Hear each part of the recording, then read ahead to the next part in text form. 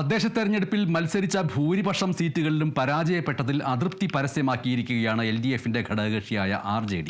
എല്ലാ ജില്ലകളിലും സീറ്റ് കുറഞ്ഞതിൽ പാർട്ടിക്ക് പരാതിയുണ്ടെന്ന് RJDയുടെ സംസ്ഥാന അധ്യക്ഷൻ MV ശ്രേയാംസ് കുമാർ വ്യക്തമാക്കി.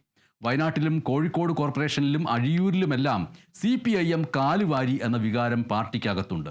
അതിൻ്റെ കാരണം പരിശോധിച്ച് മുന്നണി ആവശ്യമായ തിരുത്തൽ വരുത്തണം. LDFിൽ അർഹമായ പരിഗണന RJDക്ക് ലഭിച്ചിട്ടില്ല.